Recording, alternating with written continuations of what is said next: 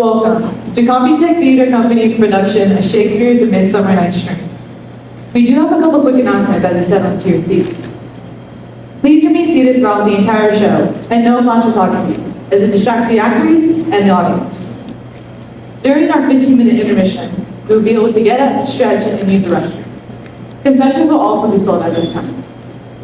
Please ask a house member for directions to the restrooms. Smoking, much like spontaneous combustion, is not permitted on any FBST campus. Please locate your nearest exit in case of an emergency, and take a moment to turn off all cell phones, as they did not exist in the 1500s. On the topic of Shakespearean times, this play has been translated to modern English, and many words changed to keep it PG. Warning, you may be subject to lasting giggles throughout the show. We ask you not to go full hyena, as it may distract others around you from enjoying the moment. There will be a time for photos with actors at the end of the show. Another quick note, we are filming this night's production and maybe next night's production, so please be aware of the camera that's sitting right there, and I deeply apologize to the audience over here. It may be a little bit blocky. Now sit back and enjoy the show.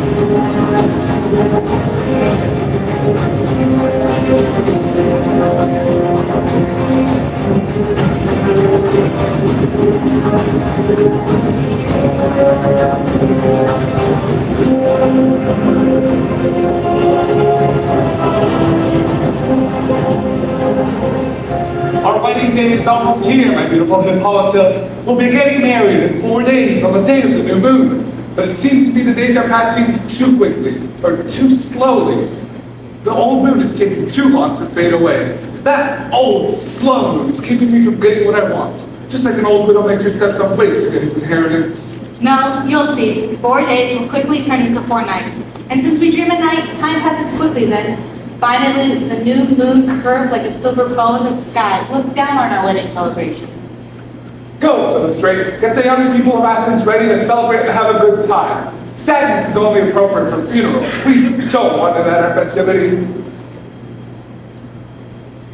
Hippolyta, I wooed you with violence using my sword and got you to fall in love with me by injuring you. But I'll marry you under different circumstances, with public festivities, extravagant feasts, and celebration. Long live Theseus, our famous and respected duke. Thanks, Demetrius. What's new with you? I'm here, full of anger, to complain about my governor. Step forward, Demetrius. My lord, this man, Demetrius, has my permission. Step forward, Lysander. But this other man, Lysander, has cast a magic spell over my child's heart. You, Lysander, you've given her poems in exchange tokens of love with my daughter. You've pretended to be in love with her, singing fake love songs softly at her window by the river. And you've captured her imagination by giving her locks of her hair, rings, toys, trinkets, knickknacks, little presents, flowers, and candies. Things that can really influence the impression of a young person. You connived to steal my daughter's heart, giving her heart stubborn instead of obedient, like she should be. And my great sister, if she would agree to marry Demetrius right now, I ask you to let me exercise the right that all fathers shall have an act. Since she belongs to me, I can do what I want with her. As the law says, I can even make her marry Demetrius so I can kill him. What do you have to say for yourself, Hermia? Think carefully, pretty girl. You should think of your father as a god, since he's the one who gave you your beauty. To him, you're like a figure that he sculpted in a glass, and he has the power to keep that figure intact or to disfigure it. Demetrius is an admirable man. So is Lysander. You're right, Lysander's admirable too. But since your father doesn't want them to marry you, you have to consider Demetrius to be the better man. I wish my father could see me with my eyes. No, you must see them as your father sees them. Your Grace, please forgive me. I don't know what makes me think I can say this, and I don't know if speaking my mind to such a powerful and noble person such as yourself will damage my reputation for modesty. But please, tell me what is the worst thing that will happen if I refuse to marry Demetrius? You'll either be executed or you'll never see another man again. So think carefully, beautiful Hermia. Consider how young you are and question your feelings. Then decide whether you can stand to be a nun, wearing a priestess hat and caged up in the cloister forever, living your entire life without a husband or children, weekly chanting hymns to the cold goddess of the moon. People who can restrain their passions and stay virtuous are holy. But although a priestess is rewarded in heaven, a married woman is happy on earth. A married woman is like a rose who is picked and turned into a beautiful perfume, while a priestess just withers away on the stem. I'd rather wither away than give my heart to someone I don't love. Take some time to think about this. By the time of the next new moon, when the Palatine have you married, be ready to either be executed for disobeying your father, marry Demetrius as your father wishes, or take a vow to spend the rest of your life as a priestess of the moon goddess. Please give it to her. And Lysander, stop acting like she's yours. I have more right to be with her than you do. Demetrius, her father loves you, so why don't you marry him and let me have her? It's true, Lysander. I do love her. That's why I'm giving her my daughter. She's mine, and I'm giving her to Demetrius. My lord, I'm just as noble and rich as he is. I love Hermia more than he does. Why shouldn't I be able to marry her? Demetrius, and I'll say this to his face, courted Nadar's daughter Helena and made her fall in love with him. That sweet lady Helena loves devout. She adored this horrible and unfaithful man. I have to admit, I have heard something about that. I'm interested to be curious about it. But I was too busy with personal matters and it slipped my mind. Anyway, Demetrius, both of you, come on. I want to say a few things to you. As for you, beautiful Hermia, be ready to do what your father wants, because otherwise the law says you must die or become a nun. Come with me, the Palatine. How are you, my love? Demetrius and Aegeus, both of you, come with us. I want to introduce some things to our wedding, and I want to discuss some things that concern you both. With duty and desire resolved. What's going on, my love? Why are you so pale? Why are your rosy cheeks fading so quickly? Probably because my cheeks rose as needed rain, which I could easily give them from the tears in my eyes. Oh, honey, listen. In books, they say that true love always faces obstacles. Even lovers have different social standings. Oh, what an obstacle that would be. Imagine being too high on the social ladder and falling in love with someone beneath you. Or else they're very different ages. How awful! Being too old to marry someone young. Or else their guardians and advisors said no. What hell! To have your love life determined by someone else? Or even if the lovers are a good match, their love might be ruined by war, death, or sickness so that the affair only lasts an instant. Their time together might be as fleeting as a shadow or short as a dream, lasting only as long as it takes the lightning bolt to flash across the sky, before you can say, look, it's gone. That's how intense things like love are quickly destroyed. If true lovers are always thwarted, then it must be rule of fate. So let's be patient as we do with our problem. It's a normal part of love with dreams, sighs, wishes, and tears. That's the right attitude. So listen, Hermia. I have an aunt who's a widow, who's very rich, and doesn't have any children. She lives about 20 miles from Athens, and she thinks of me as a son. I can marry you there, gentle Hermia, where the strict laws of Athens can't touch us.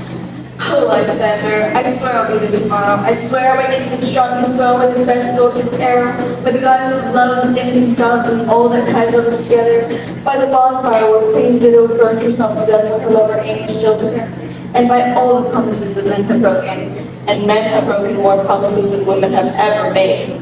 I give you my word. I'll meet you at that spot tomorrow. Keep your promise, my love. Look, here, Patella. Hello, beautiful Helena. Where are you going? Did you just call me beautiful? Take it back. You're the beautiful one as far as Demetrius is concerned. Oh, you're so lucky. Your eyes are like stars, and your voice is more musical than a lark's song is to a shepherd in the springtime. Sickness is contagious. I wish beauty were contagious too. I would catch your good looks before I left. My ear would be affected by your voice, my eye by your eye, and my tongue would come down with a bad case of your melodious speech. If the world were mine, I'd give it all up, everything except Demetrius, to be you. Oh, teach me how you look the way you do, and which tricks you use to make Demetrius fall in love with you. I frown at him, but he loves me.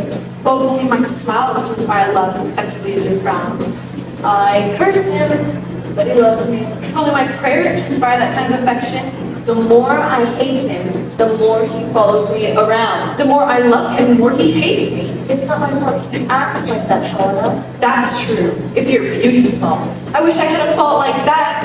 Don't worry, he won't ever see my face ever again. Before I saw Lysander, Athens seemed like paradise to me, but Lysander's so attractive that he's turned heaven into hell. Helena, we'll tell you about our plan. Tomorrow night, when the moon shines on the water and decorates the grass with tiny little preludes of light, the summer night that always hides runaway lovers, we plan to escape from Athens. Yes, on the pale primroses where you and I used to tell each other sweet secrets. That's where Lysander and I will meet. From then on, we'll turn our back on Athens, make new friends, and keep the company of strangers. But goodbye, old friend, pray for us, and I hope we win over Demetrius. My love, keep your promise. We need to stay away from each other until midnight tomorrow. I will, my love. Goodbye, Helena. I hope Demetrius comes to love you as much as you love him. It's amazing how much happier some people are than others. People throughout Athens think I'm as beautiful as Hermia. But so what? Demetrius doesn't think so, and that's all that matters. Love can make worthless things look beautiful. When we're in love, we don't see with our eyes, but with our minds. That's why paintings of Cupid, the god of love, always show him as blind. And love doesn't have good judgment either. Cupid has wings and no eyes, so he's bound to be reckless and hasty. That's why they say love is a child, because it makes such bad choices. Just as boys like to play games by telling lies, Cupid breaks his promises all the time. Before Demetrius ever saw Hermia, he showered me with promises and swore he'd be mine forever. But when he got all hot and bothered over Hermia, his promises melted away. I'll go tell Demetrius that Hermia's running away tomorrow night. He'll run up to her. He's grateful to me for this information. It'll be worth my pain if he'll pursue my rival Hermia. At least I'll get to see him when he goes, and then again when he comes back.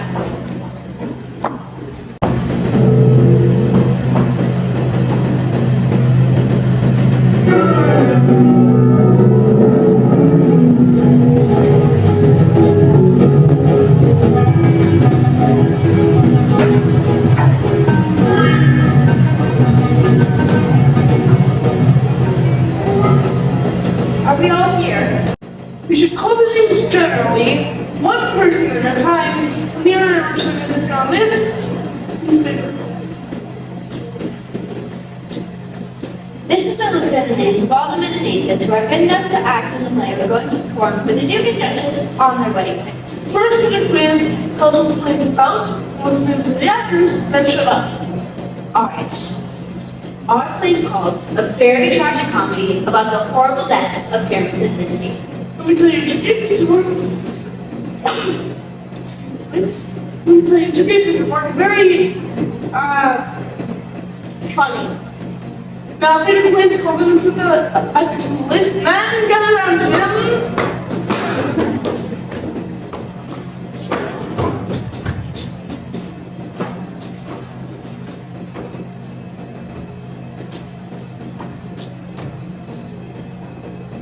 Alright. Answer when I call your name. Nick Bottom, the Weaver. Here, tell each one to play and hold on. You, Nick Bottom, have been cast as Pyramus. What's Pyramus, a lover or a tyrant? He's a lover who kills himself. Very noble for love. I love to cry to him and everyone unbelievable. As soon as I start crying, oh, one young answer, better watch out because I'll make them start crying too. I'll make tears pour out of their eyes like rainstorms. Name the other actors.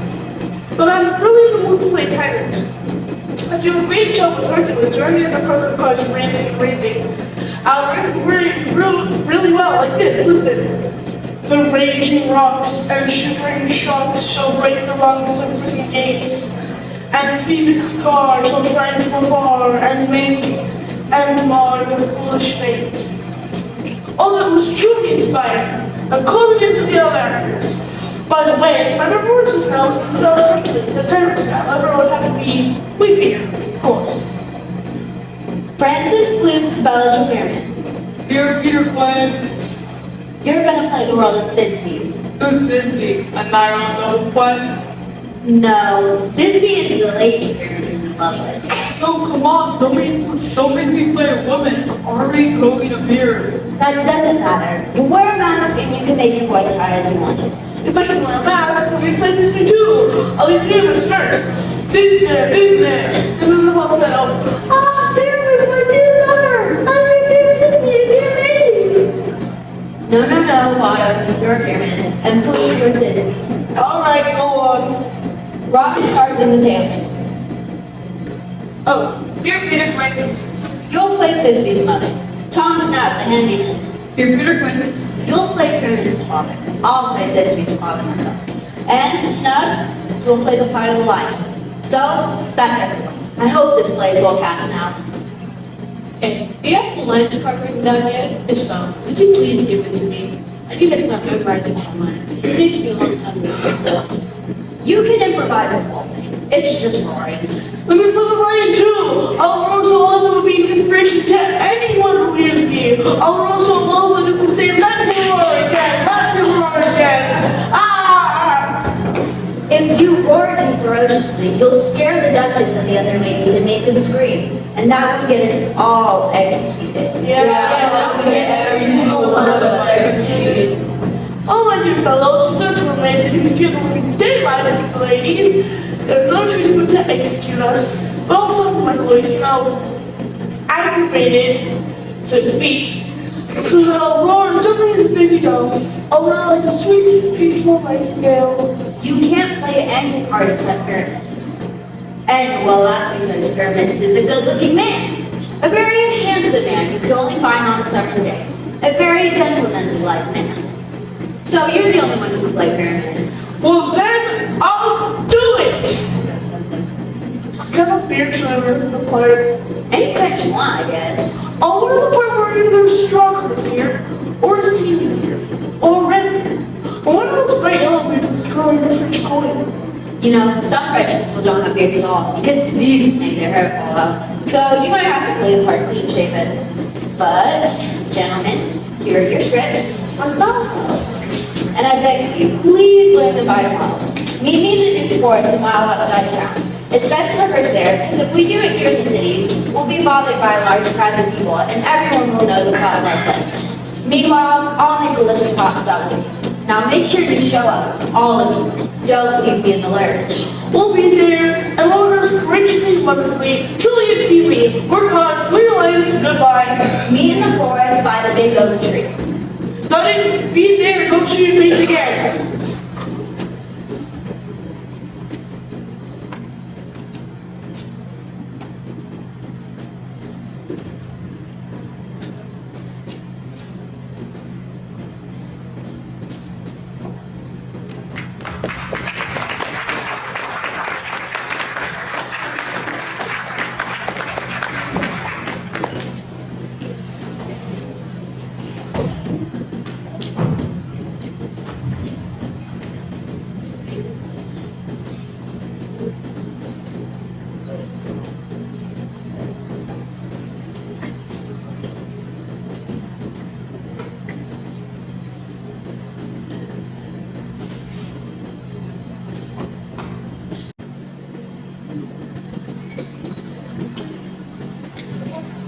Well, Spirit, where are you going? I go over hills and valleys, over shores, over parks and fenced-in spaces, through water and fire. I wander everywhere faster than the moon revolves around the earth. I recruit Titania, the fairy queen, and organize fairy dances for her in the grass. The casket flowers are her bodyguards. You'll see their pails with little spots in them. Those are rubies, fairy gifts. Your sweet smells come from those little freckles. Now, I have to go find some dewdrops and hang a pearl earring in Goodbye, you devil spirit. I've got to go. The Queen or Alice will be here soon. The king's having a party here tonight.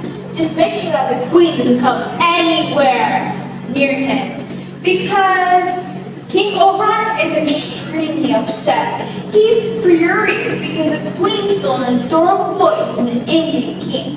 He's never kidnapped such a darling human child before. And Oberon is jealous. He wants the child to himself to accompany him on his wandering through the forest. Like if I don't do that already? But the queen refuses and puts flowers in his hair to make a bigger fuss over him. And now, Oberon and the China refuse to speak to each other anywhere or meet each other anywhere. They just fight all the time and scare little fairies into hiding in acorn cups so they won't come out. Unless I'm mistaken, you're that mischievous and nutty spirit named Robin Goodfellow. Aren't you the one who goes around scaring the babies in the village, stealing the creams and the top of milk, screwing up the flour mills, and frustrating housewives and keeping them up from turning into butter? Aren't you the one who causes beer from foaming up as it should, and causes people to get lost at night while you laugh at them? Some people call you a hobgoblin and sweet puck, and you're nice to them. You do the work for them and give them good luck. That's you, right? What you say is true. I am the playful wanderer of the night. Sometimes I tell jokes to Oberon and make him laugh. Sometimes I trick a fat, well-fed horse into thinking I'm a young female horse. Sometimes I disguise myself as an apple and hide at the bottom of an old woman's drink. When she goes to take a sip, I bob up against her lips and spills it, and she spills it all over her old withered neck. It's so fun. Sometimes the sad old woman with the sad story to tell sits on me thinking I'm three-legged stool. And then I slip up against her, and then she falls on her butt and starts to cough, and everyone laughs, and it's all fun. But step aside, fairy. Here comes Oberon. And here's my mistress, Tanya. I wish she'd go away. Not nice to see you, Tony. What are you, jealous, Oberon? Fairies, let's get out of here. I swore I'll never talk to him again. Wait a minute, aren't you supposed to obey me, your lord and husband? If you're my lord and husband, I must be your lady and wife. So you're supposed to be faithful to me. But I know for a fact you snuck away from fairyland disguised as a shepherd. Spend all day playing straw pipes and think you love approaching your girlfriend. And the only reason you left India is come here to that butch Amazon holiday. She's your blue-haired mistress and your warrior lover. And now that she's getting married to Theseus, you've come to celebrate their marriage. You seem to shameless to talk about me in politics when you know I know about your love for Theseus. Weren't you the one who made him deserve Harry in the middle of the night? And weren't you the one who made him cheat on all the other girlfriends, like Iglias, Arne, and Antiopa? These are nothing but jealous thoughts. Since the beginning of Midsummer, my fairies and I haven't been able to be anywhere to do our dances in the wind without being disturbed by you and your arguments. We have been able to meet on a hill or in a valley, in the forest or in a meadow, or by the heavenly fountain or rushing stream or on the beach by the ocean without you disturbing us. And because you interrupt us so that we can't dance with them, the winter mid-fall rise up out of the sea and fall down on the rivers, so the rivers flood, just to get revenge on you. So all the work that oxen and farmers have done in plowing the fields has been for nothing, because the unregulated rotted before it was ripe. Sheep pens are empty in the middle of flooded fields. The crows get fat from eating dead bodies of infected sheep. All the fields where people usually play games are filled with mud, and you can't even see the elaborate mazes that people create in the grass because no one walks them anymore. They've all grown over. It's not winter here for human mortals.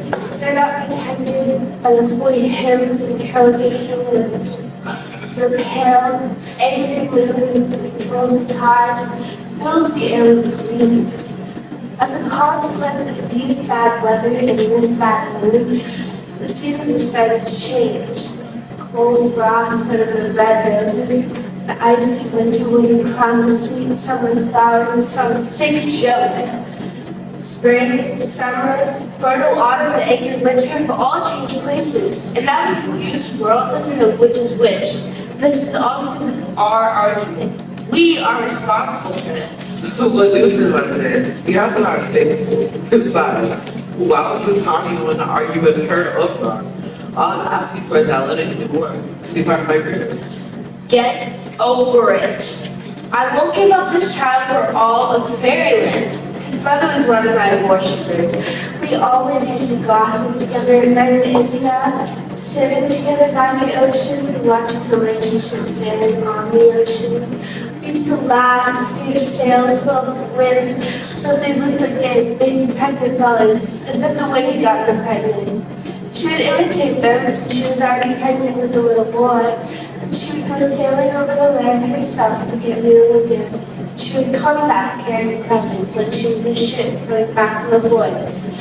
But since she was immortal, she died giving birth to that boy. And for her sake, I'm raising him and will not give him up. How long do you plan to stay here in this world? Maybe until after Thesis' wedding day. If you behave yourself and join us in our circle dance and moonlight celebrations, then you can come with us. If not, leave me alone, and I'll stay away from you. Give me that boy and I'll come with you. Not for your entire fairy kingdom. Come, fairies, let's go. We're going to have an out-and-out brawl if I stay any longer. Look on your way, man. You won't leave this gross that made breakfast and song. My dear Pud, come here. You remember the time when I was sitting on the cliff and I heard a mermaid sitting off its back, singing such a sweet harmonious song, let it calm the stormy sea and make stars show in the sky so you're better. Yeah, I remember. That same night, I saw Cupid fly from the earth with all his arrows ready. You couldn't see him, but I could. He took aim at a beautiful young girl who was sitting on the throne in the western part of the world. And Cupid shot his arrow of love well enough to have pierced 100,000 hearts. But I could see that Cupid's fiery arrow was put out by watery moonbeams. So the royal girl continued her thoughts without being interrupted by thoughts of love. But I paid attention to where Cupid's arrow fell. It fell on a little western flower, which used to be as white as smoke, but has now turned purple by being moved by the arrow flood. Young girls call it love and idleness. Maybe this plan, I showed it to you once. If it chooses to fill someone's eyelids while they're asleep, they'll fall madly in love with the next living creature he or she sees. Maybe this plan will do the sea monster has time to swim in your eyes. I can't go around the world in 40 minutes! When I had to juice that flower, I'll drink some drops of it to John's eyes as she's sleeping. She'll fall madly in love with the next thing she sees. Either it's a lion, a bear, a wolf, a bull, a monkey, or an ape. And before I make her normal again, I can cure her by treating her with another thing. I'll make her give me that little boy as part of my page. But who's that gonna this way? I'll make myself invisible and listen to their conversation. Look, I don't love you, so stop following me. Where's Lysander and beautiful Hermia? Lysander, I want to stop her. Hermia? Oh, Hermia stops my heart from beating. You told me that they escaped in this forest. Here I am, going crazy in the middle of the woods, because I can't find my Hermia. Go, get out of here. Don't follow me around like this. You tracked me too, you cruel magnet, but you must have attracted iron, because my heart is true as steel. If you let go of your power to attract me, I won't have any power to follow you. Do I ask you to follow me? Do I speak to you kindly? Do I not tell you in the clearest of terms that I cannot and do not love you? Yes, but that makes me love you even more. I'm your little dog, Demetrius. The more you beat me, the more I'll love you. Treat me like you would treat a dog. Take me, hate me, neglect me, try to lose me. Just let me follow behind you, even though I'm not good enough for you. Could I ask for a worse place in your heart than to be treated as you would treat a dog? And yet, I would consider it an honor to be your dog. Don't push it. Just looking at you makes me sick. And I get sick when I can't look at you. Look, you're risking your reputation by leaving the city and stalking someone who doesn't even love you. Standing alone in a deserted area is the best way to protect your innocence. I'm relying on virtue to protect me. Because I can see your shining face, it doesn't feel like nighttime to me. This forest doesn't feel so deserted when you're here. I'll run away, hide in the bushes, leave you to the mercy of the wild animals. The wildest animals are as cruel as you are. Run whenever you want to. The story of Daphne and Apollo will be changed. The god Apollo runs away from the nymph Daphne who pursues him. The dove chases after the griffin, which is usually its predator. And the gentle deer tries to hunt down the tiger. Speed is useless when a cowardly person chases and the brave person runs away. I'll stick around to listen any longer. You better understand. If you follow me, I'll do something bad to you. Yes, you already heard me. In the church, in the town, and in the fields. Shame on you, Demetrius. Your behavior is an insult to all women. We cannot fight for love as men can. We should be pursued and courted. We were made to do the pursuing. I'll follow you and turn this hell into a kind of heaven. It would be heavenly to be killed by someone who I love so much. Goodbye, man. Well, before you leave this part of the forest, he'll change places. Yeah, we're the one running away, and he'll be in love with you.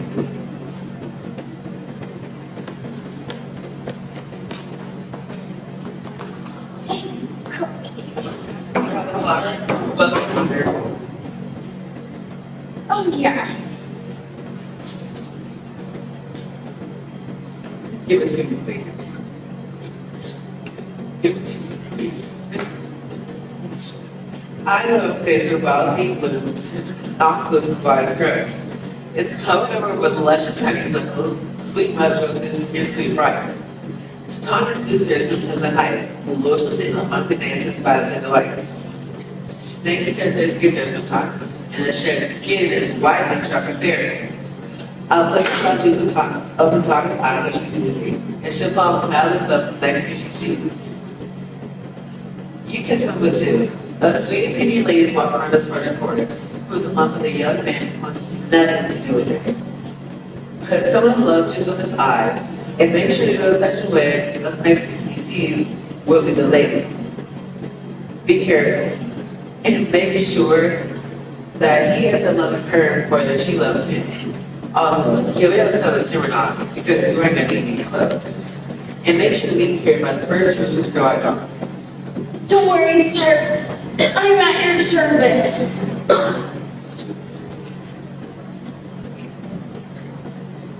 Dance in a circle and sing your favorite song, then go off for a while to do your work.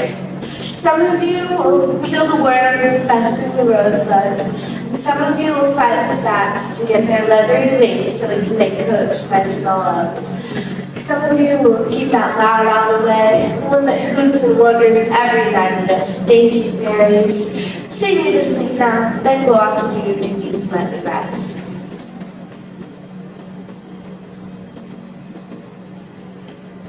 Spotted snakes with double tongue, thorny hedgehogs be not seen. Newts and blind worms do no wrong, come not near our fairy queen.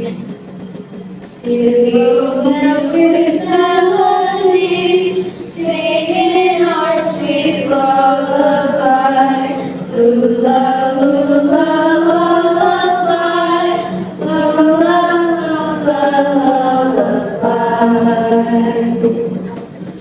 Never harm nor spell nor charm, come my lovely lady nigh, so good night with lullaby. Leaving spiders come not here, hence your long-legged spinners hence, beetles black approach not near, worm nor snail do no offense.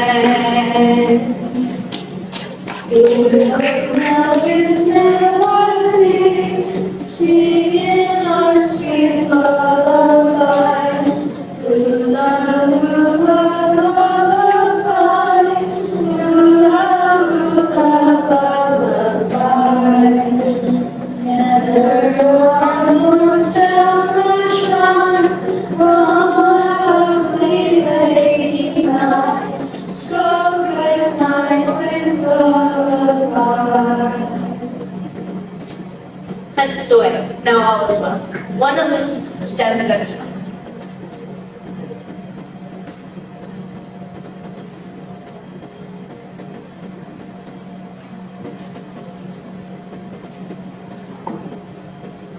Whenever somebody wake up, thinking as a true love for him, and yearn for him.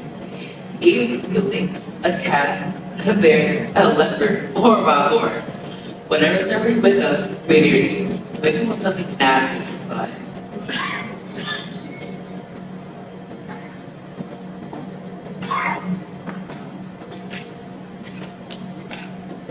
I don't know, it looks like you're about to face wandering in the woods for so long. To tell you the truth, I've gotten this lost.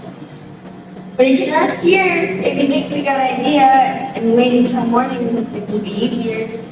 Let's do that, Lysander. Find something to cushion while you sleep. I'm going to rest my head over here. We can sleep together. We'll have one heart, two bodies, one bed, and one faithful vow. No, Lysander, please. For my sake, sleep a little farther away. Don't seem so close to me.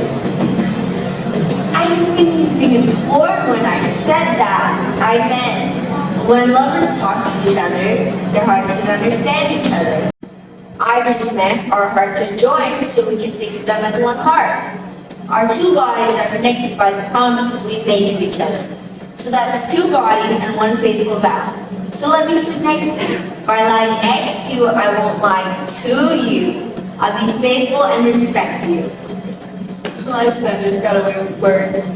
I would certainly be rude and shameful if I had said that you were lying. But please sleep a little farther away so you can behave properly. It's only proper for a well-behaved bachelor and a well-behaved girl to be physically separated like this at night. So please sleep a little farther away. Okay. Good night, sweetheart. I love you. Love you too. Sleep well. I've been through the entire forest, and I haven't found an Athenian man to use this flower on. Wait a second, who's this? He's wearing Athenian clothing. This must be the man who rejected that poor Athenian girl's heart. Oh, and here's the girl sleeping soundly on the damp and dirty ground. Poor girl. She doesn't deserve to sleep near this rude and heartless man. Ugh.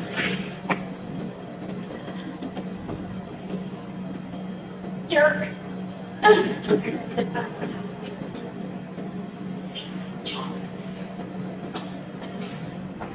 Okay. Jerk, you don't deserve this poor girl. I threw all of the power of this magic charm on your eyes. When you wake up, let love keep you from going back to sleep again. Wake up when I'm gone, cause now I have to see Oberon. Stop, Demetrius, stop. Even if only to kill me. I'm telling you, don't follow me around like this. Oh, will you leave me alone in the dark? Don't. Stay here at your own risk. I'm going on alone. Oh, I'm out of breath from this foolish chase. The more I pray, the less I get out of it. Hermione's lucky wherever she is, because she has beautiful eyes. How did her eyes get so bright? Not from crying. If that's the case, tears wash my eyes more than hers. No, I'm as ugly as a bear. Since animals that see me run away in terror. What evil, deceitful mirror made me think I could rival Hermione's starry eyes? But who's this? Lysander? On the ground? Is he dead or sleeping? I don't see any blood or injuries, so Lysander, if you're alive, wake up. I didn't even run the fire if you told me to. Pretty, beautiful Helena. Oh, I feel like as if Mother Nature has allowed me to see into your heart, as if by magic. Where's Demetrius? I'd kill that man with my sword if I could. Don't say that, Lysander, don't say that. Why do you care that he loves Hermia? Hermia still loves you, and so be happy. Happy with Hermia. No, I don't love Hermia, I love Helena. Who wouldn't love a dove more than a crow? A man's desires are influenced by his logical mind, and it's simply logical that you're more worthy of my love than Hermia is. Fruits and vegetables don't ripen until the right season of the year. Likewise, I'm young, and my sense of reason is just ripening. So beautiful. Why does everyone always have to make fun of me? Is it not enough? Is it not enough, young man, that I'll never be pretty enough to get a kind look from Demetrius? Do you have to harp on my adequacy? My God, it's wrong for you to woo me in such a cruel, disdainful way. But goodbye. I have to tell you, I thought you were a much kinder person than this. Oh, how awful that a lady who's been rejected by one man should therefore be treated horribly by another one.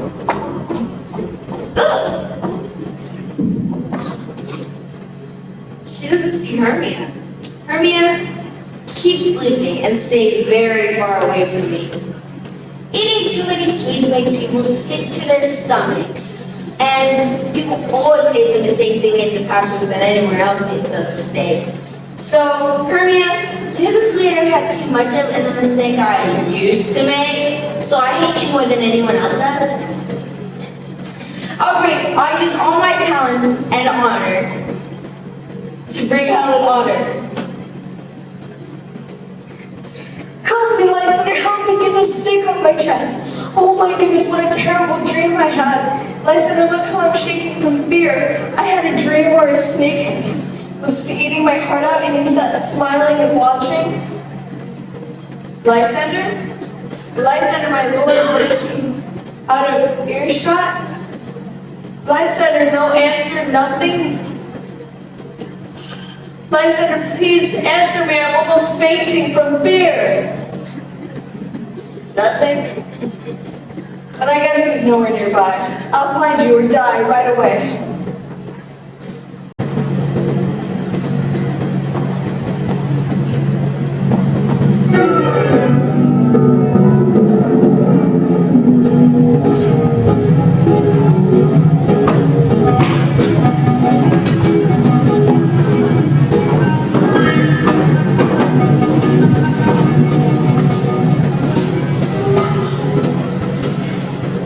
Is everyone here? Right on time. This is the perfect place for us. This clearing will be the stage, and that hawthorn bush will be the dressing room. Now let's put on the play exactly as we perform it for the Duke. Peter Quince, What is it, Jolly Bottom? there are some things in this comedy appearance of Disney that will never work out. First of all, Pyramus has to take out his sword to keep himself with the ladies in the audience won't be able to stand. What should you do about that? My God, that's a real problem. It's true. I think we gotta leave out all the And it's all, Adam will fix everything. Might be a prologue for that concept when the play starts. Both of them will be motored and no one will have swords, Pyrrhus is really dead. And, to be made clear, I'll tell them that I'm not really playing Pyrrhus, really. I'm not a believer, not being afraid. Alright, that's what we'll do then. I'll write a prologue and I'll do 86 civil lines, just like it about it. No, I don't think most of it's wicked. 8. Won't the ladies be scared of the line? I'm really worried about that. Sirs, you want to think yourself against, God forbid, a lot of these ladies is really terrible.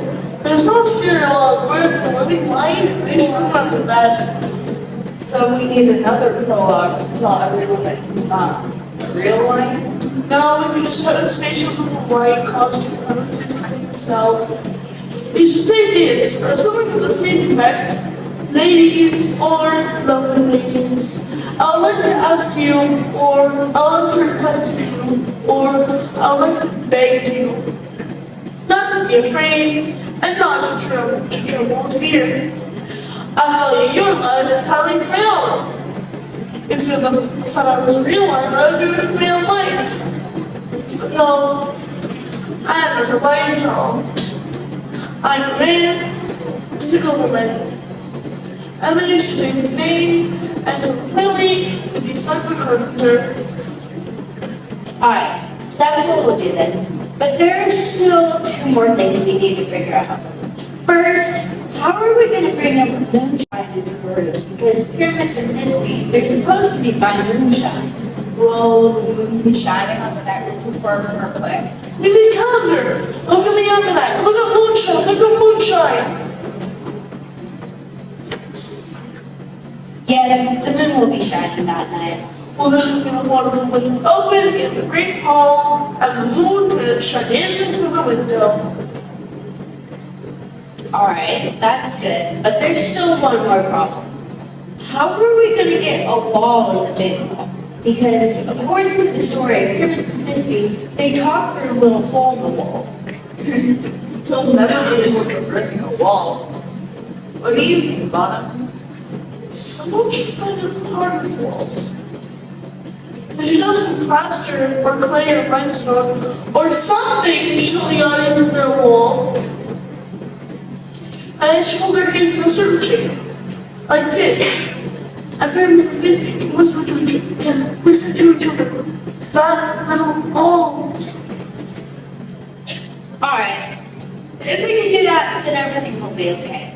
Now let's stand up and rehearse our parts. Pyramus and Nisby, you start. Pyramus, when you're done saying your lines, go back in the bunch. Everyone go there till you're not on stage. Okay, a lot of fun to play. Oh, why are they so close? Princess is sleeping. They're gonna wake her up. It's okay. I'll watch them play and act it into if I feel like it. Pyramus, speak. Nisby, come forward. Tisby, flowers are sweet and only smells. Odors. Odors and smells. So like your breath, my dear Tisby dear. What's that?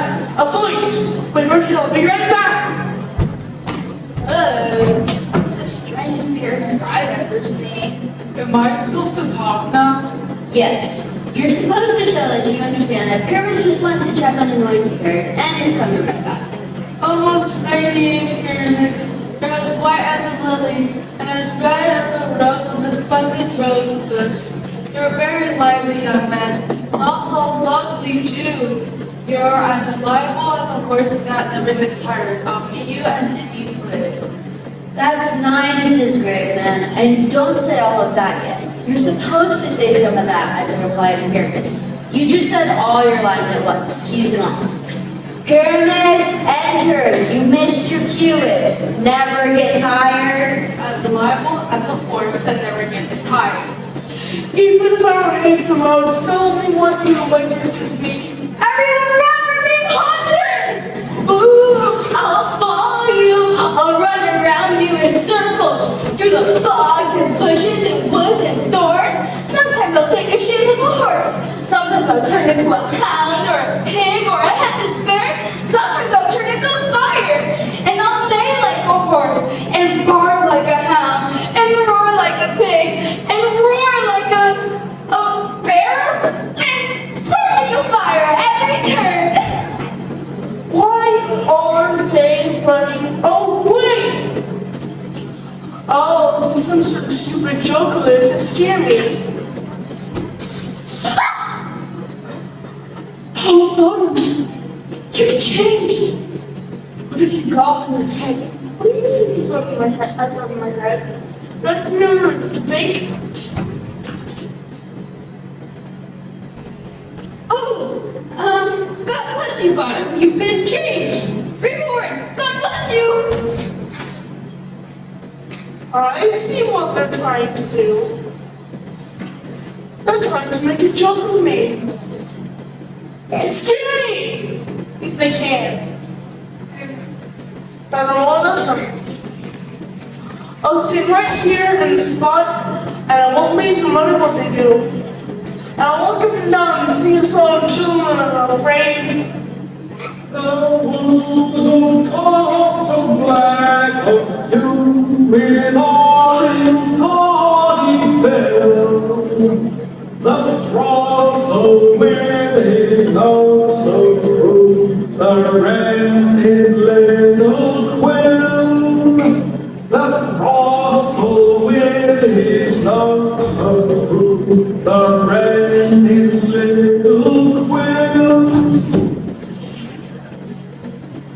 angel is this who's waking me up from my bed of flowers?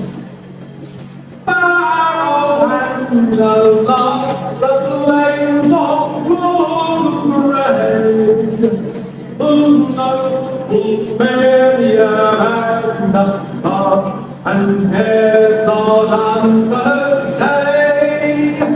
Who knows who's failure and there's no answer day. Well, of course they don't say nay. Who is this type of accused of a bird? Would accuse a bird of lying if I told himself was cheating on him? Please sing again, sweet human. I love to listen to your voice, and I love to look at your body. I know this is the first time I've ever seen you, but you're so wonderful that I can't help swearing to you that I love you. I don't think you know much of a reason to love me. But to tell you the truth, I do love have very little to do with each other these days. It's afraid, it's a shame. It's a shame to meet your friends and introduce them. I'm not kidding. You're as wise as you are beautiful. Well, that's not true because one nothing else about this forest. I don't know enough to tell this for myself. But don't bother wishing you could leave this forest. I'm no ordinary fairy. I'm ruled with the summer, and I love you. So come with me. I'll give you fairies and servants, and they'll bring you jewels from the depths of the ocean, and sing to you while you sleep on the bed of flowers. And I'll turn you into a spirit like us, so you won't die as humans do. Come here, peas, blossom, cobweb, moth, and mustard seed.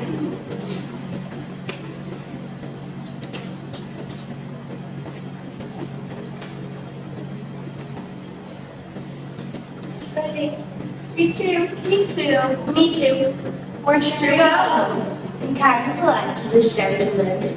Follow him around, you can dance for him. Feed him apricots and blackberries with purple grapes, green figs, and mulberries. Steal honey from the bumblebees and make candles out of the beeswax. Light them with the light of glowworms, so my love will have light when he goes to sleep and wakes up. Bow to him, fairies, and curtsy to him. Hello. Hello. Hello. Hello. I beg your pardon, sirs. Please tell me your name, sir. Cobweb. I'd like to get to know you better, Mr. Cobweb. If I cut my finger, I'll use this advantage and stop bleeding. And your name, sir? Please give my regards to your mother, Mrs. Peapod, and to your father, Mr. Peapod. I'd like to get to know you better, Mr. Peapod. And your name, sir? Mustard seed. Oh. Good, Mr. Mustard Seed. I know you very well. Most cowardly, but admittedly gigantic, scientific beef has been responsible for many of your family members being eaten as a continent. I swear to you, many of you must have felt even my eyes watered before. I'd like to get to know you better, Mr. Mustard Seed. Take good care of it. Take it to my sleeping area. It might look sad to me. When she cries, all the little flowers cry too. Keep my liver quiet. Bring them to me in silence.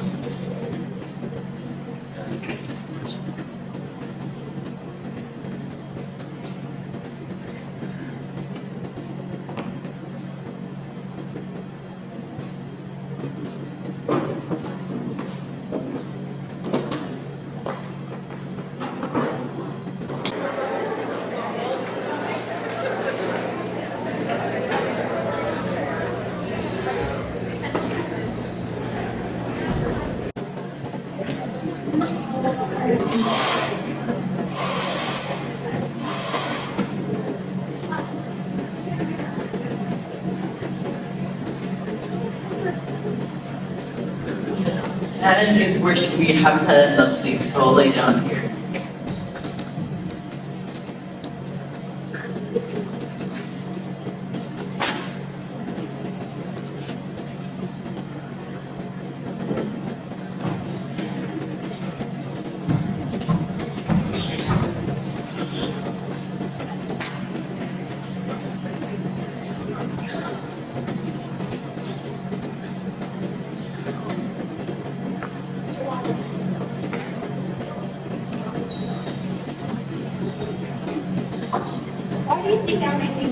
when I tell you I love you. People don't cry when they're mocking someone.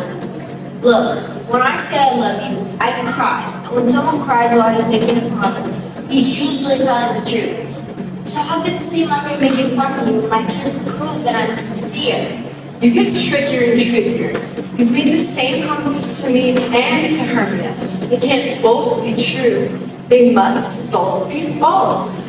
The promises you're making to me belong to Hermia. What, will you abandon her?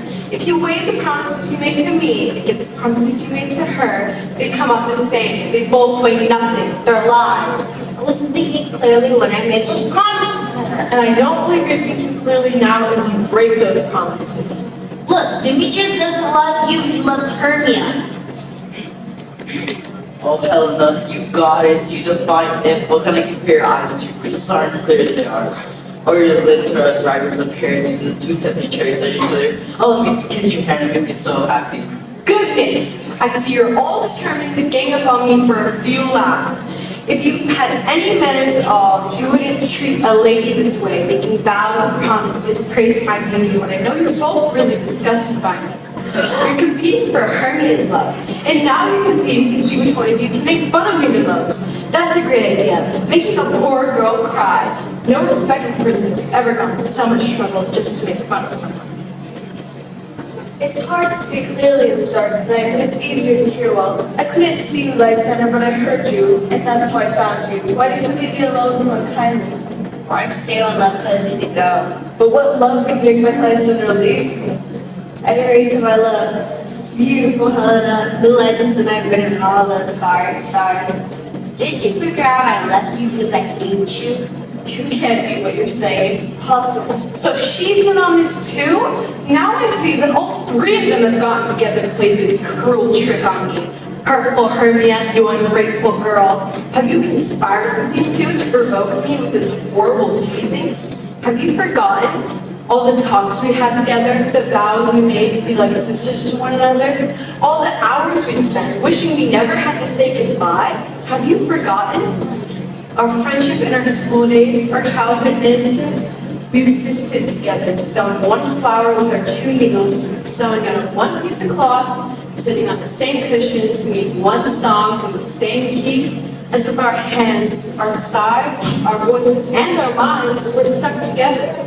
We grew together like twin cherries, two lovely cherries on one stem, which seemed to be separate but also together.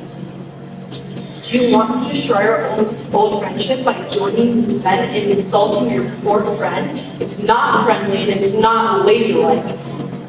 All women would be angry with you for doing it, even though I'm the only one who's hurt by it.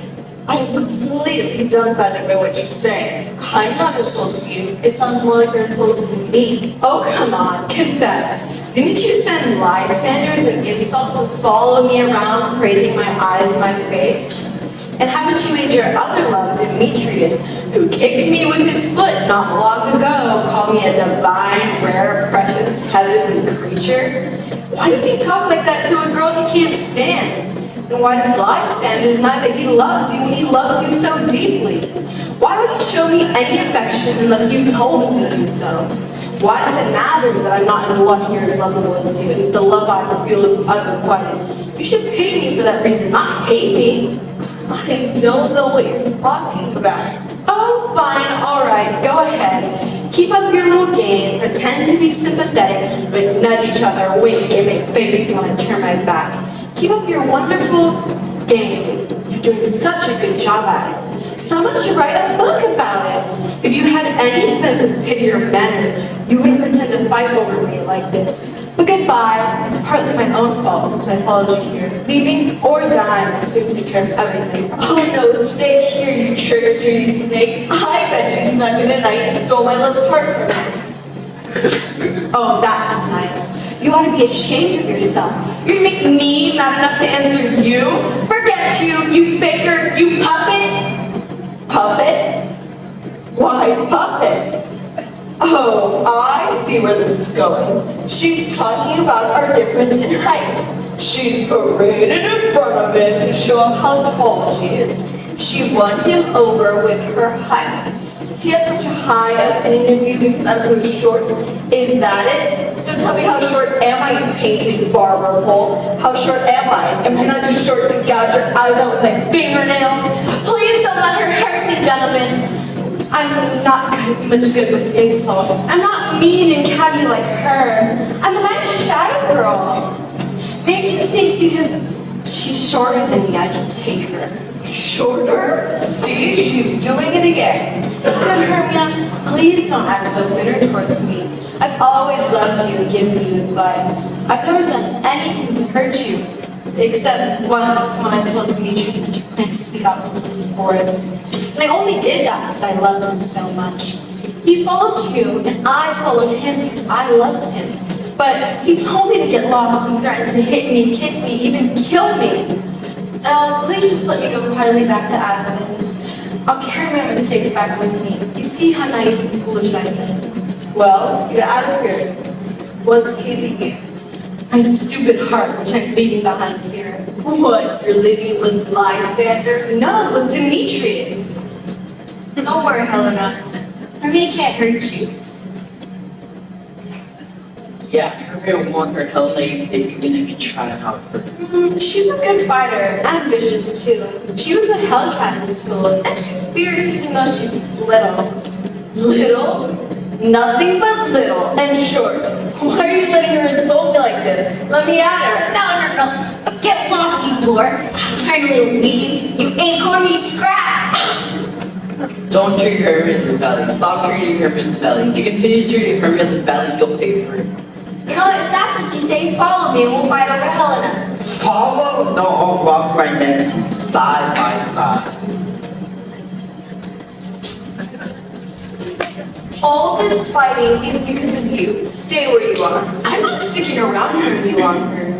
You may be a better fighter than I am, but my legs are longer and I can run away faster. I just can't believe any of this. I don't know what to say. Dang, a lot of drama, huh? Where's the popcorn when you need it? Oh, they took forever. Thanks to me, I cut it down to a short summary. Basically, my Senator Demetrius bought it out. Woo, woo, woo. And then Helena and Hermia also bought it out, lowered their voices.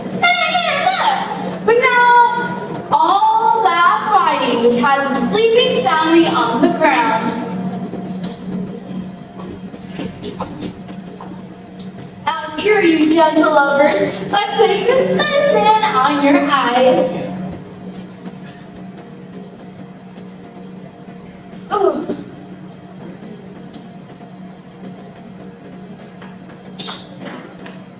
Woo. When you wake up, you'll be truly delighted to see the woman that you once loved. And when you wake up, you'll be the walking illustration of the country proverb, Jack will have Jill and everything will be all right. Over here, sit down on this flowery bed, let the rest of the lovely cheeks. I'll put the flowers on your silky, smooth head and kiss your big, beautiful ears, my gentle darling.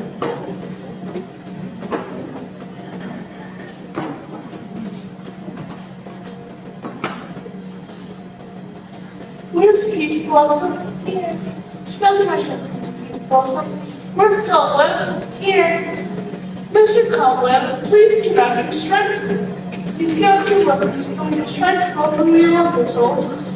And bring me a honey sack. And you can move the side upwards. I will observe. Oh, so be careful not to bring the honey sack. I hate to see you go to honey, sir. Where's the mustard seed? Here. Give me your first please, Mr. Mustard Seed. Please stop howling, good sir. What would you like me to do? Nothing, good sir, except to howl, sir. Please also scratch my head.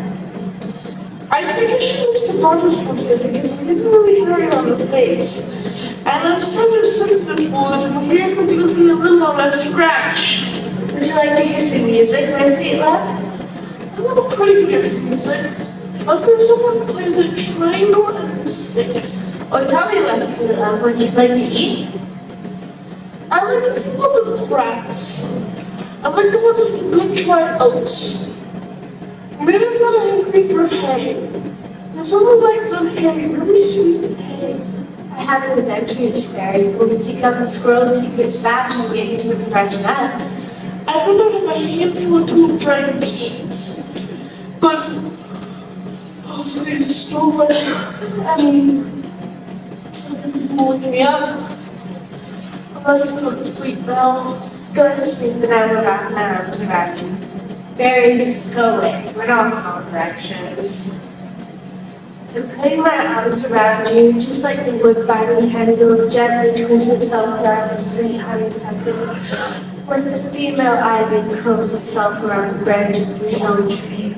Oh, how I love you. I'm so crazy about you.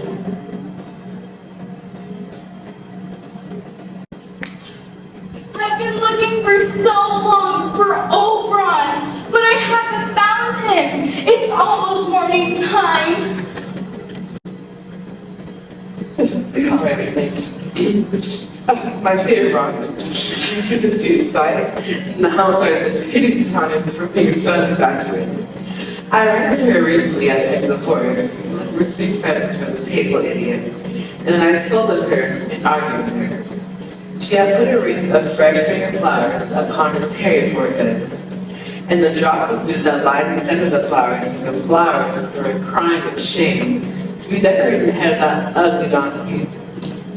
After I taunted her as much as I wanted to, and she begged me very nicely to leave her alone, I asked her once again to install the Indian child. She said yes right away and sent a fairy to bring to my little fairy. And now that I have the boy, I'm under the spell that I cast over her, that makes her vision so disgustingly wrong, so she won't be in love with that monster anymore. Oh, and gentlemen, take off the donkey head off the head of the Athenian man. So that way, when he wakes up, like the rest of them do, then we'll all go back to Athens and they'll all remember the events of tonight as a dream. But first, out of the fairy queen, so.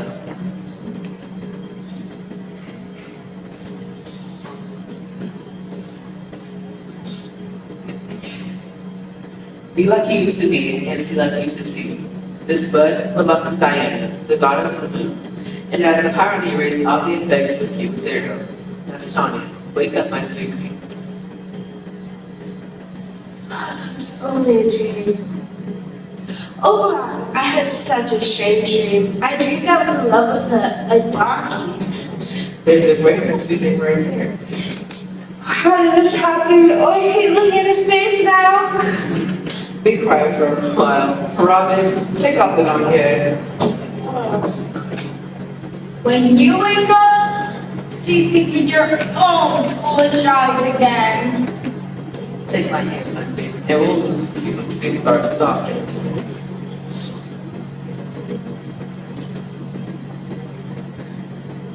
Let's have some music.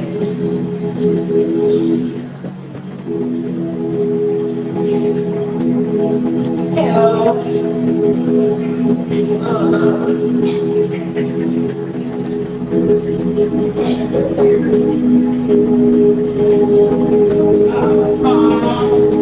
that you and I are friends again, we can dance with the Theseus tomorrow's wedding.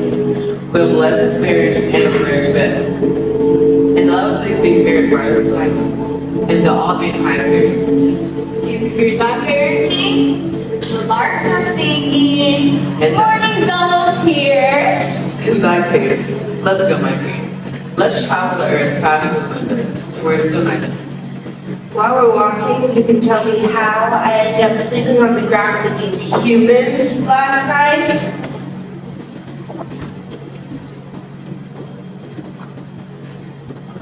Why don't we go find the forest stranger? Since we're done with the Mayday rites, and it's still so early in the morning, might as well have the chance to hear the beautiful music of my hunting dogs, barking as they chase their prey. Unleash the dogs of Western Valley, let them go, and go find the forest ranger. My beautiful queen will go up the mountain and listen to the hounds, their bark echo through the cliffs and sound like music. I was with the heroes Hercules and Cadmus once when their Spartan hunter dogs had cornered a bear. I'd never heard such impressive barking before. The forest, the skies, the mountains, everything around us seemed to echo the barks of the hounds. I never heard such roughest music, pleasant thunder.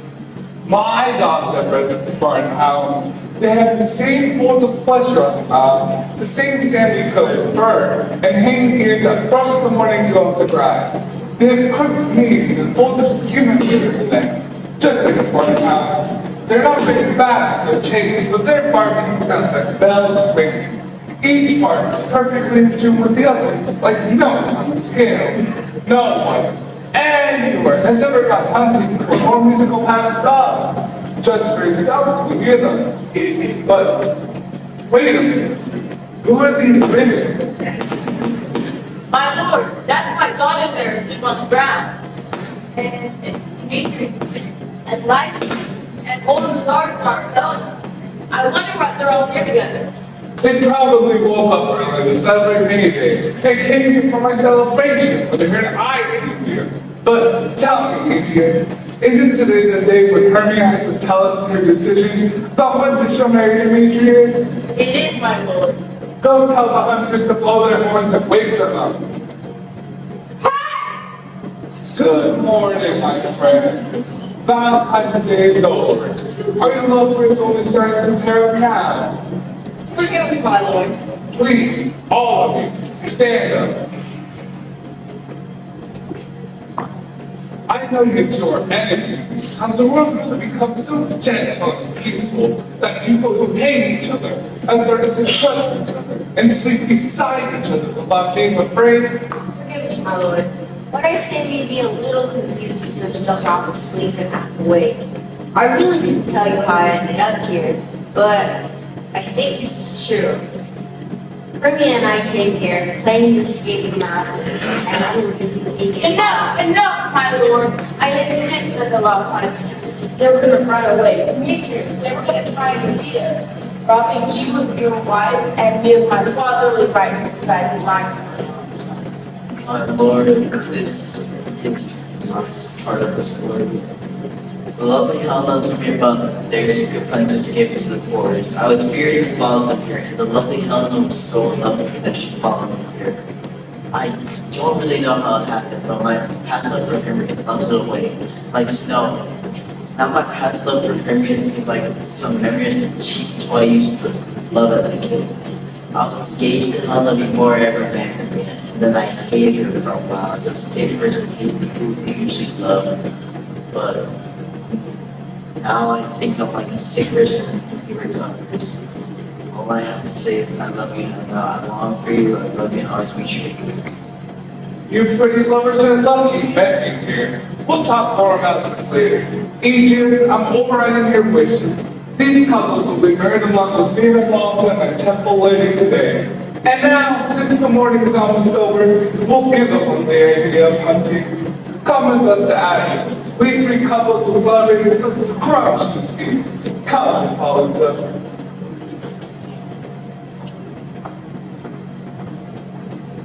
Just happened. That's last night's you were to see the months in the form of these things. Yes, it's like my eyes are unfocused and I'm seeing everything double. Me too. I want to be true so easily as if you were just a precious diamond lying around. It's mine because I found it, but I feel like any person could come and claim it was hers. Did you guys did details the follow him? Yes, my father was here too, and he was, and he told us to follow him to the town. Well, we're away. I guess we should go. We can tell each other our dreams on the way there.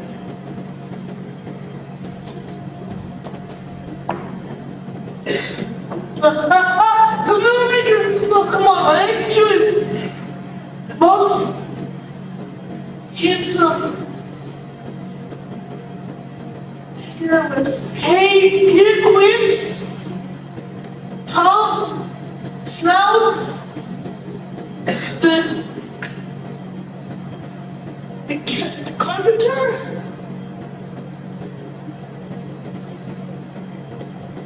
Snug, the cabinet maker, flew the mouse repairman, anyone? My God. No, run off and let me sleep in here. What a weird dream I had. No one could even describe such a weird dream. I thought I had, but you would be a fool to describe what I thought I had. But I thought it was. But you would be an idiot to try to even comprehend what I thought it was. Getting closer to what it's about. I'll call it Bottom Street, because it's so deep that it has no bottom. And most things you could do is let your wish play. Or to make it more lovely, I'll see you when the heroine dies.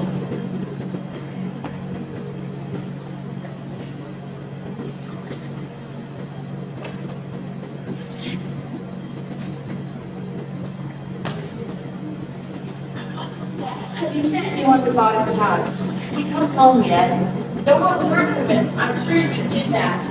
If he doesn't show up, the play's good. It won't go on, will it? No, it would be impossible. He's the only person in Athens who can play pyramids. That's true. He is the smartest working man in Athens. Yes, and the best looking too. His voice is the paramour of sweetness. You mean paragon? A paramour? It's looking bad.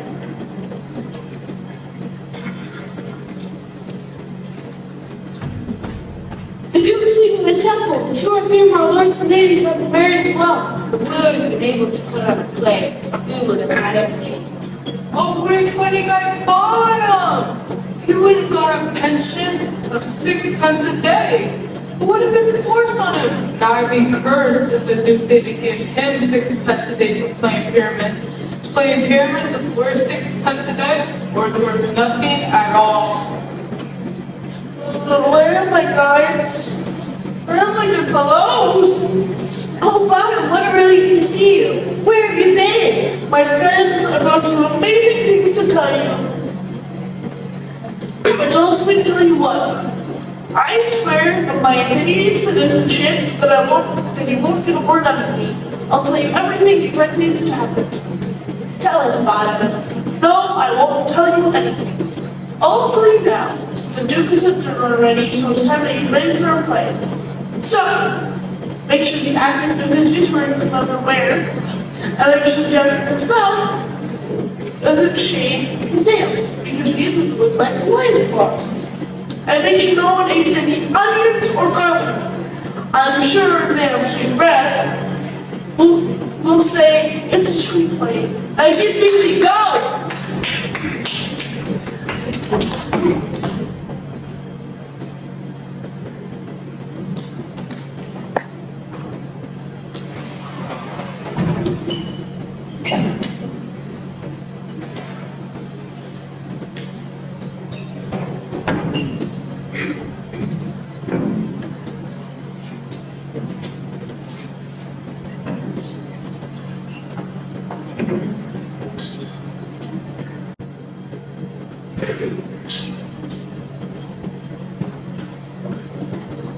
These lovers are saying some strange things, Theseus.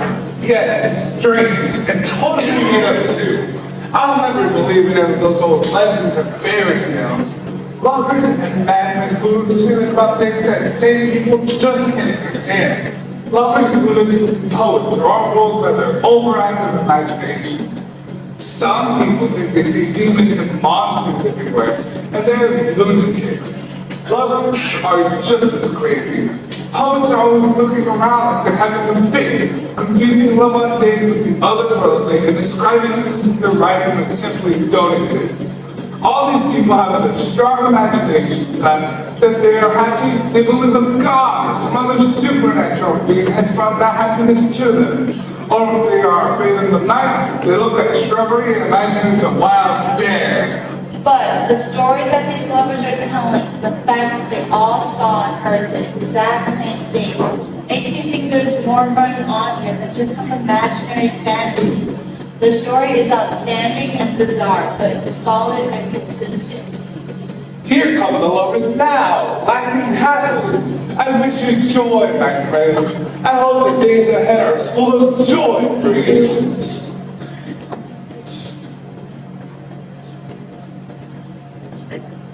Oh, we wish you even more joy. you should join at your table, on your roll lunch, in bed, and on your well Now, what kind of entertainment do we have to film the long 3 hours between dinner and bedtime? Where's our entertainment director? What performances have been prepared? Aren't there any place for us to watch all the way torture for bedtime to come? Let me see illustrate. Here I am, Theseus. Tell us what entertainment you prepared for the evening. Which plays? What music? How will we pass the time without some entertainment? Here's a list of all the acts that have been prepared. Choose which one you want to see first. The battle between Hercules and the Centaurs, to be sung by a Athenian and accompanied by a harp. We won't see that. I've already told that story to Apollo while praising my brothers in Hercules. What else? The rise of the drunken Bacchanals that they ripped the senior Orpheus to shreds. That's an old show, and it's not the last time I came back to conquer Thebes. The night news this morning, the death of learning and scholarship. That's some sharp critical satire. It's not appropriate for a wedding. The tedious short drama about a young Pyrrhus and his lover Thisbe. A very sad and tragic comedy?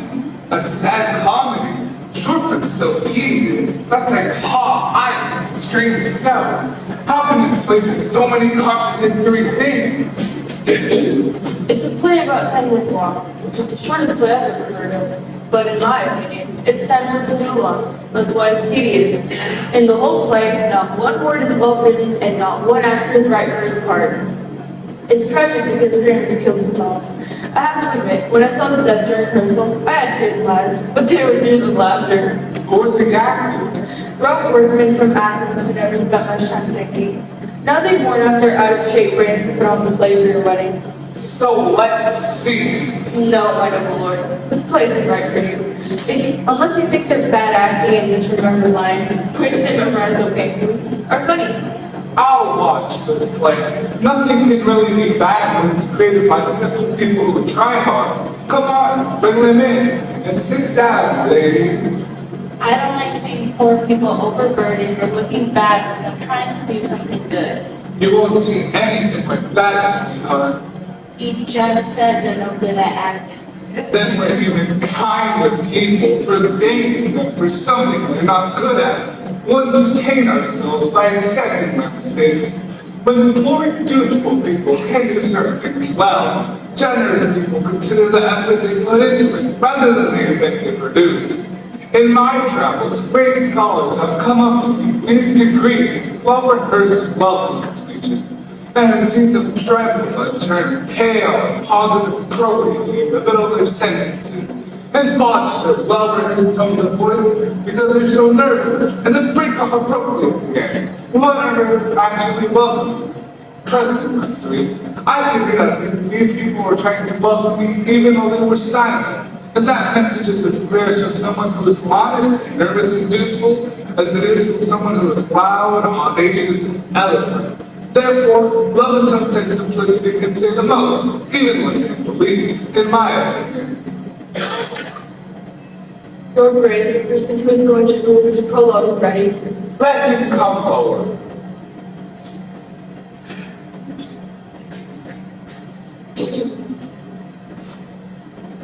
Ladies and gentlemen, if we happen to offend you, it's because we want to offend you. We don't want you to think we want to offend you, except we want to offend you with our intentions. Our plan to show off our little bit of talent will wind up getting us executed. Keep in mind, we're only here out of spite. We're not here to delight you in any way, shape, or form, and our actors are ready to come out and make you sorry.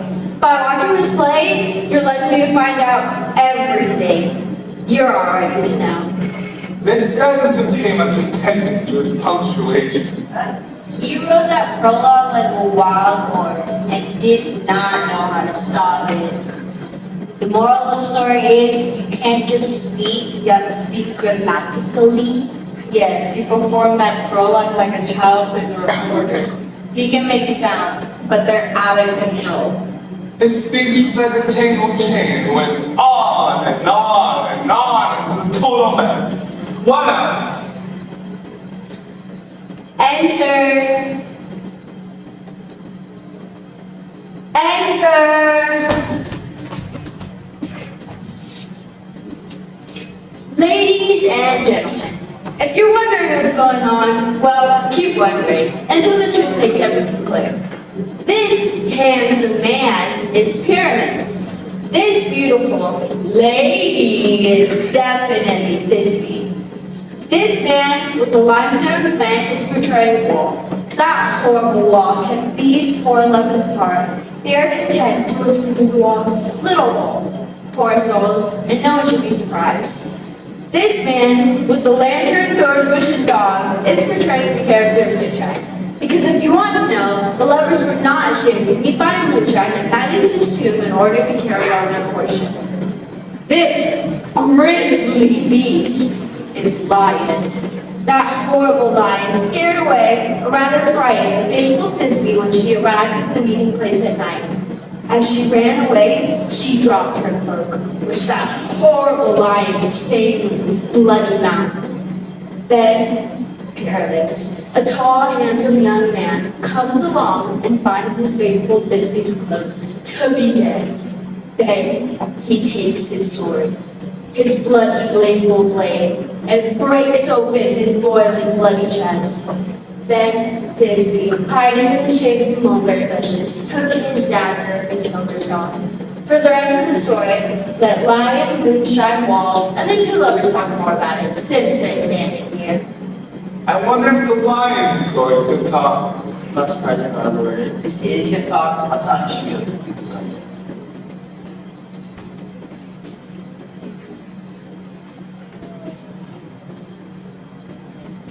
At this point, I smell flame! Oh, Wall, but not just any Wall. I want you to understand that I am intending to be a kind of Wall that has little holes. The lovers Pyramus and Thisbe often whisper very secretly through this hole. This clay, this cement, and this stone I carry around show that I am that Wall. It's the truth. And these cracks, right side and left, through which these frightened lovers will be whispering. Can you imagine Cement Stone talking better? This is my petition that I ever speak, my lord. Pyramus is coming up to the wall. Be quiet. Oh, grim-looking night! Oh, night that is so black in color! Oh, night that is always there when it's not day! Oh, night, so sad, sad, sad. I'm afraid my new history has forgotten my promise. And you, oh Wall, oh sweet, oh lovely Wall, who stayed between her father's property and mine. You Wall, oh sweet, oh lovely Wall, show me your little hole so I can stick my eye against it and see my love. You're such a blind Wall, God bless you for doing this. What's this I see? I've never seen Thisbe. Oh, look at Wall, the orchard don't see any happiness. Perhaps you start something like this. Since the wall is conscious, they should curse back at him. No, actually, sir, he shouldn't. It's not his turn, it's Thisbe's. He's not putting like this is Thisbe's cue. Watch, it'll happen exactly as I say it does. Here she comes now. Oh, Wall, you often hear me moaning because you keep me separated from my handsome Pyramus. My cherub lips have often kissed your ribs which are held together with cement. I see a voice. I'll go to the wall to see if I can hear my Thisbe's face. Thisbe? My love? My love again. I will love no matter what you think. I'll be faithful to you, just like the famous lavender. I'll be as faithful to you as Helen of Troy to the day I die. I'll even shuffle this with was as faithful to his Lord Procris as I am to you. I'll be as faithful to you as Chef Bliss is to Progress. Oh, kiss me through the hole in this nasty wall. But I'm only kissing all his holes, and I really at all. Will you run away to his grave? Neither death nor life will keep me from coming. I will have done mine. Now walk. The lovers should have waited around a little longer. The wall between them is down now. This is the silliest thing I've ever seen. Even the best believe they're still illusions, and the worst aren't just as good. If you use your imaginations to fill my vision. If that's the case, then it's your imagination that's interesting, not the play. If we imagine these kinds as they imagine themselves, then they're first-class actors. Look, here come two normal animals now, a man and a lion.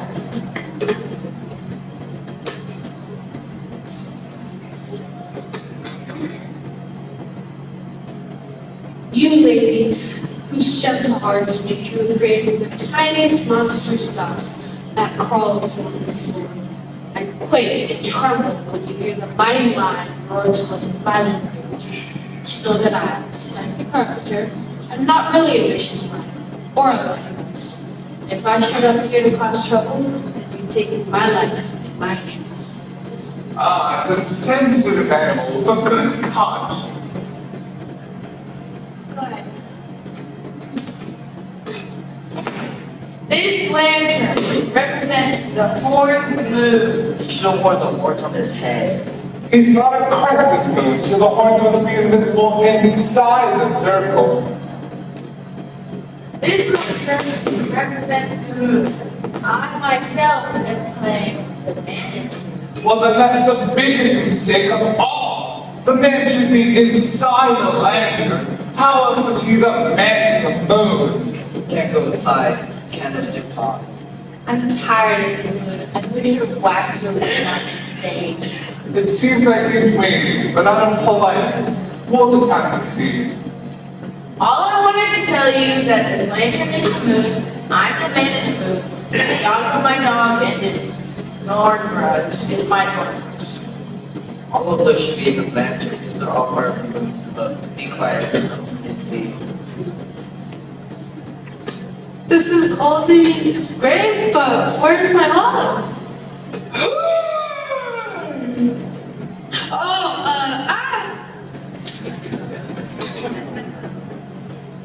Good roaring lion. Good running, Misty. Good shining moon, really. The moon shines very well.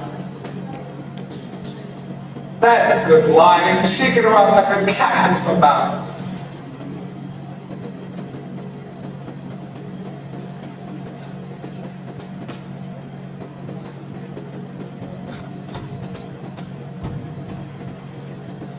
Oh, Lord, I thank you for your beautiful things. For, by your gracious, glittering wings, I help listen my lover. What is this? What a terrible tragedy is befalling me here. Eyes, do you see how can it be your dainty duckle dear? Your cloak's so good, what's stained with blood? Kind terrible furies, cut the thread of my life with scissors. Conquer, crush, conclude, and kill. You could get sad watching this passionate actors of men if one of your good friends happened to die at the same time. Oh, Mother Nature, why did you create lions? Because real mean lions has just come and defrauded my darling. Who is? No, who was the prettiest woman who ever lived, loved, liked, or looked. Come tears pour over me, and come sword, and pierce Peter's right in his chest. Yes, right here on the left side where his heart is. So I'm done. Here I go. Here.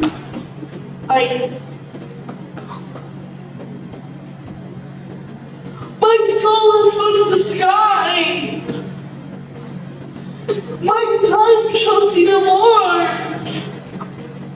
It's time for the moon to go away.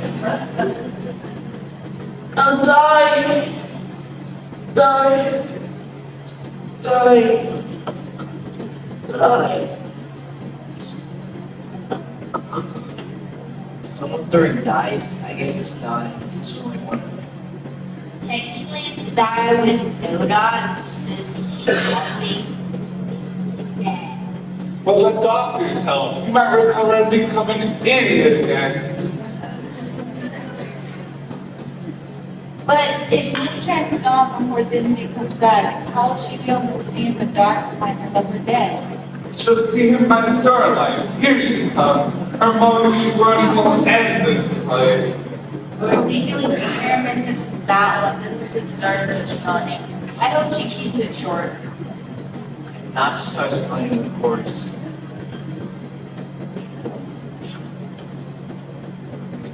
Are you asleep, my love? Or are you dead, my dove? Oh, Pyramus, get up, speak, speak. Can you talk, dead? Oh, Faye, wait. Can you talk to me, dead? His eyes are as green as leaves. Faye, come to me, with hands as pale as milk, and soak them in blood and gore for you, cut the thread of his life with scissors. Lovers moan and weep, his eyes are as green as leaves. Come, trusty dagger, and pierce my breast in blood. Goodbye, friends. His helpless being comes to end. Goodbye. Moon shines light and lets to bury the dead. Yes, I want to. Sir, I assure you that all this is the proposed property and rights is taken down. Would you like to hear an epilogue or your contradiction between the two of us? No, please. Your pleasure needs to be excused afterwards. Epilogue. Never apologize. When the actors are all dead, no one can be blamed. As a matter of fact, if the player had played the Pyramids and hung himself with Disney's bell, it would have been a very tragedy. It still isn't a tragedy, very well done, but come on, let's see you do your dance. Forget your epilogue. Alright, let's go.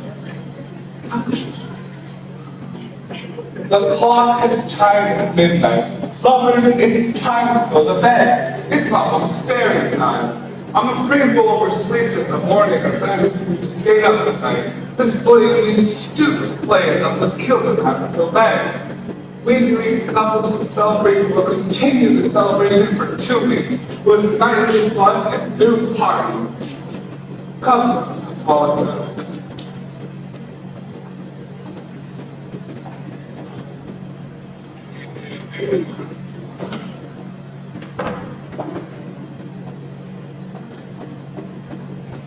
Now the hungry lion roars, and the wolves howl at the moon. The farmer snores exhausted from his sad work. The charred logs glow in the fireplace, and the owl's hoots makes the sick man think about his own death. Now is the time of night when graveyards open wide and release their spirits into the graveyard paths. And we fairies who run away from the sun, just like the goddess of the moon who swallows the night. Like a dream, are getting antsy. But I've made sure that not even the mouse deserves this dream. I've been sent here to clean up just a little bit before the fairies come.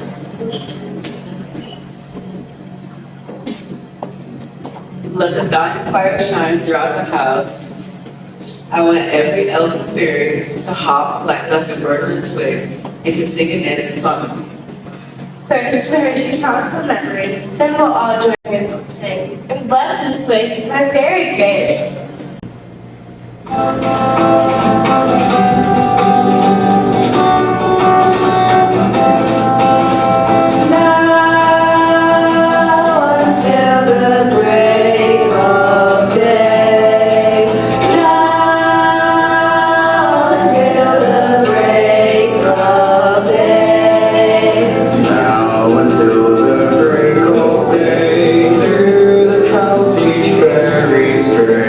Then we say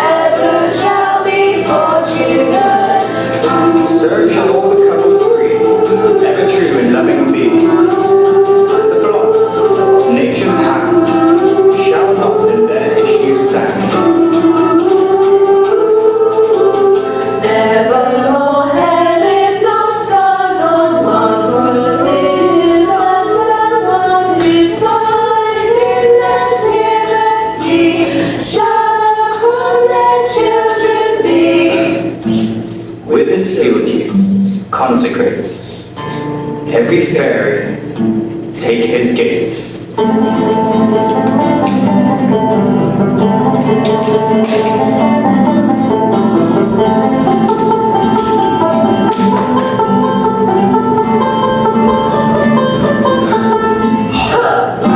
These ever changeless moons of sweet, sweet peace, and the other blessed, ever shine safety rest.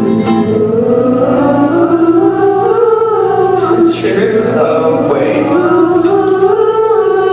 make no stay. Meet me at break of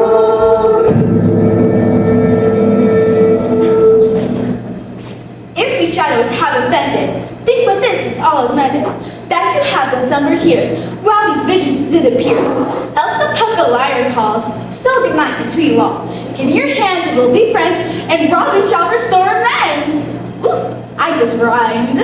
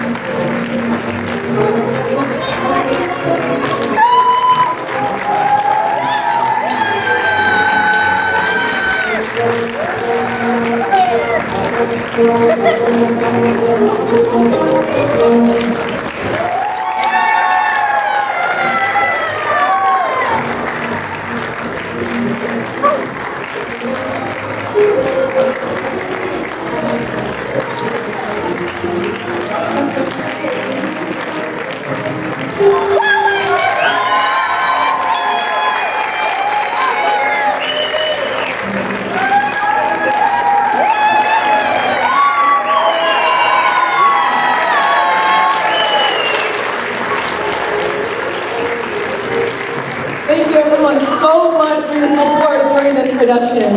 I know that these actors have worked very hard to get to where they are now. It has been wonderful for me.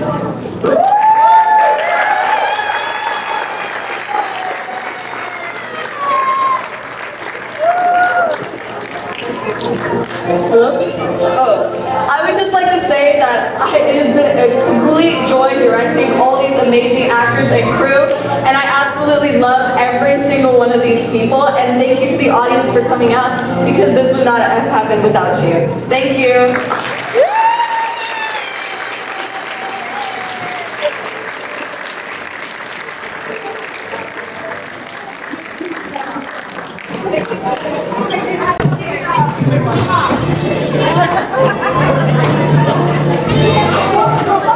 So pretty here in this forest. Don't you think, Overland?